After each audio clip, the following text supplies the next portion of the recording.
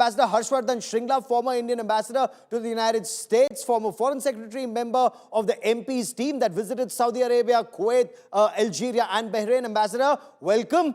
How challenging was it for you, Ambassador, and of course, Mr. Bijayant Panda and that entire team? You visited countries that some of them at least were traditionally considered very close to Pakistan. Were they sensitive to our concerns on Pakistan's state-sponsored terror? So I was in the delegation led by Bijayant Panda ji. And this was the delegation that visited mainly the Gulf countries, Saudi Arabia, Kuwait, Bahrain, but also Algeria and North Africa. Yes. The delegation had some very veteran politicians, people like Ghulam Nabi Azad ji, people like Osaduddin Owaisi, people like Nishikant Dubey. So I think it was a delegation that was representative of the political spectrum in India, but also a sort of diversity that India represents. And as we went into these countries, we did realize that, and you're right in saying that Pakistan has had historical links. They've got a lot of their focus diplomatically has been on the Gulf region. So we did understand that, it was a sensitive region and we had to handle it, accordingly. But what we did find, and in my own personal experience, is that the last 10 years or so have made a world of difference in the way these countries view India. The fact that Prime Minister Modi has cultivated very close ties with the leadership of all of these countries. Bahrain, for example, they said that no Indian Prime Minister had visited Bahrain until Prime Minister Modi visited it in 2019. Kuwait and Saudi Arabia have awarded the Prime Minister their highest awards.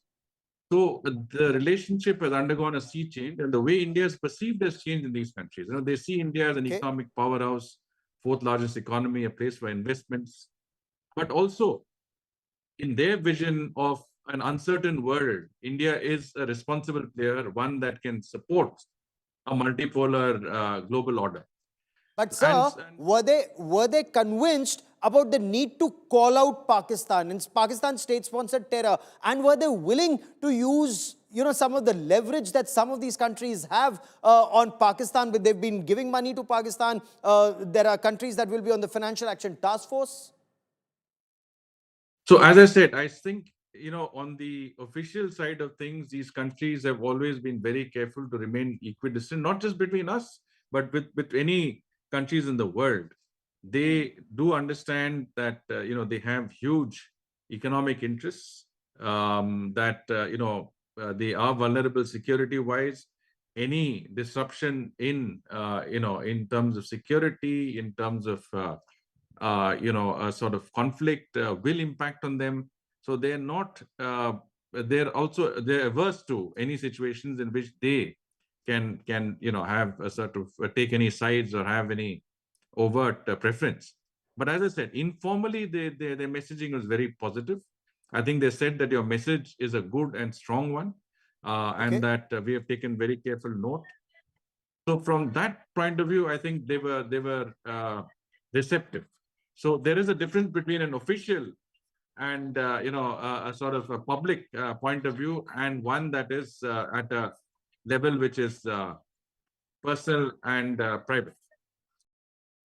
Sir, the opposition has questioned the outreach of your team specifically, especially when Kuwait is perhaps close to a 2-decade-long old visa restriction on Pakistani workers at a time that we had reached out to Kuwait trying to expose Pakistan's state-sponsored terror. So, you have to understand that Kuwait has 10 lakh Indian citizens, the largest number of expatriates from any country. By far, Pakistan probably has at most 1 million.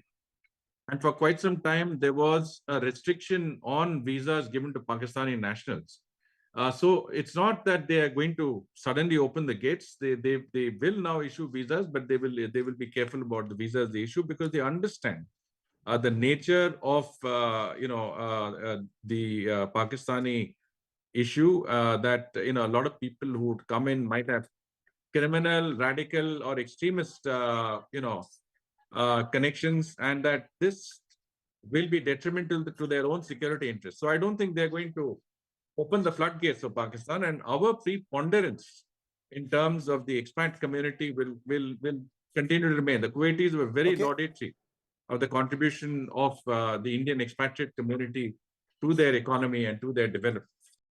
Sir, but how do you read the statement of General Kurela, for example, the CENTCOM commander, on Pakistan being a fabulous ally in the war on terror, or the statement of Ambassador Paul Kapoor, someone who knows this region very well, but talks about working with Pakistan and with India.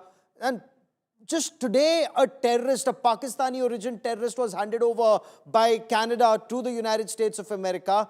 And this kind of conversation. So Paul Kapoor, of course, is someone who has been a scholar on the region. He's a noted academic.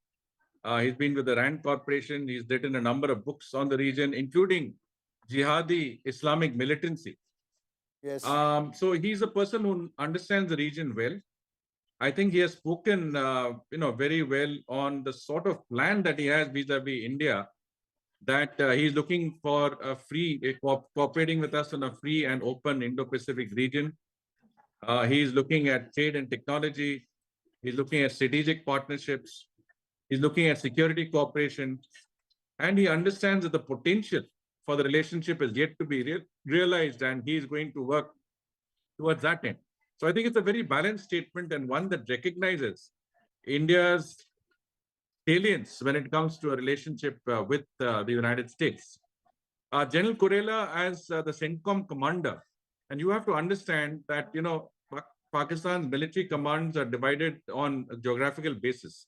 CENTCOM stops at Pakistan, and from India onwards is the Indo-Pacific Command that takes over. So CENTCOM has a certain, I would say, inherent bias vis-a-vis Pakistan. I remember when I was ambassador in the United States, the CENTCOM commander wasn't willing to meet me because he felt that would compromise his interest with Pakistan.